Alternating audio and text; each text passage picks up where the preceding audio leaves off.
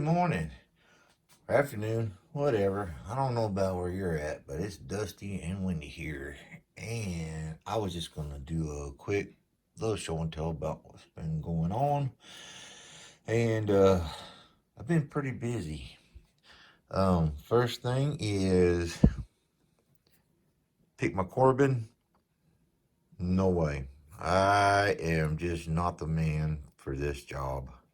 I have gone at this way everything I can think of.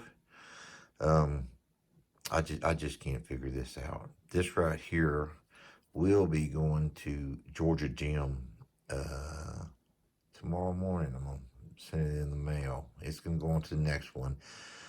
He might have some pretty good luck with it. I don't know. This I put about 5 hours into this lock over the last week, and it just doesn't seem to give me anything. I might set a pin or a pin act like it's setting or something. I just I don't get much any kind of rotation out of it unless I go counterclockwise, which uh that's not going to do any good as it just opens one way. Um, but you know, I gave it my best shot, and we're gonna pass it on. It's yet to be opened, so we'll see how that goes. Some other things that's been going on. I did pick my junior, my multi-lock junior. I had been going at that for a little while, and that was great. Uh, I had been using my honest dong picks that I had, kind of doctored up and all that. I'd always wanted a set of these, but I wasn't going to justify that kind of expense without even ever picking one. So the junior was my first lock, and I just happened to run into Chaz from Chaz Lock Picking, and he offered me a good deal on these multi picks, and I have used them, and I like them better than the dongs.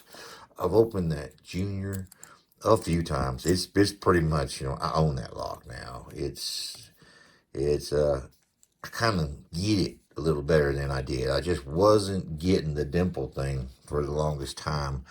I think I got that now. At least, as far as the junior goes. I also did,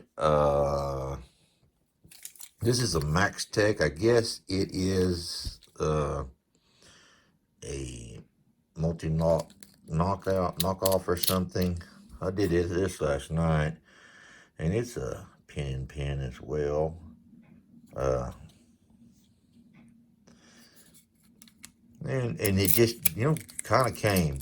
And now as far as like I am kind of rotating through the pins, starting front, kind of working my way back, and then coming back through and coming back.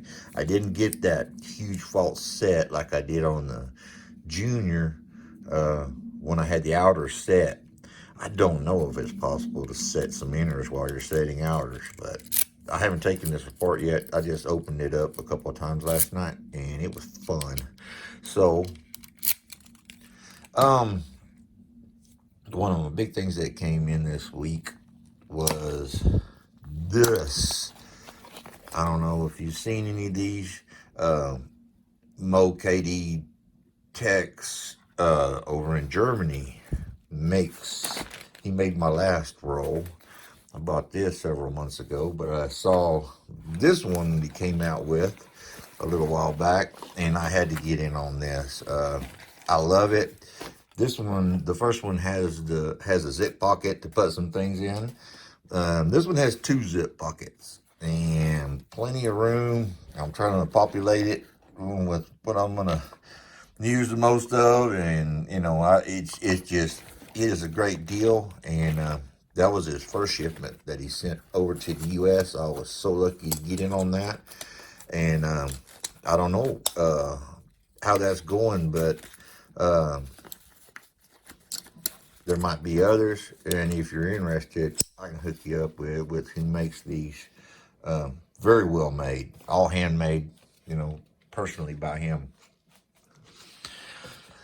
Some other things that came in this past week. Norland, well, Michael Gilchrist, had kind of like a little secret use a word, in your comment kind of giveaway, and he was showing these pack lock kick cylinder locks, and he has a few extras he wanted to give away, and kind of got to make a special comment in there, and a few of us did, and I looked out and got this.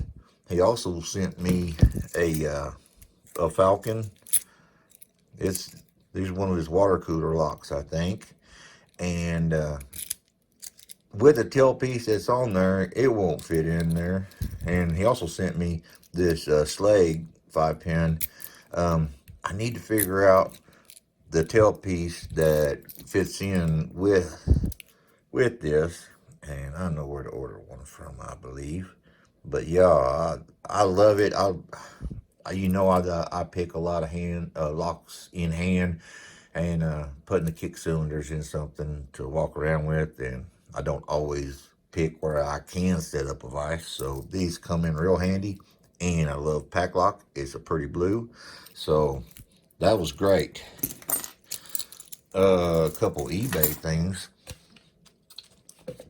I picked up one of these registered mail locks that I saw, and they're just so cool, and having the counter on there, and I don't know, I've always liked them. I've seen them, and they're just so interesting.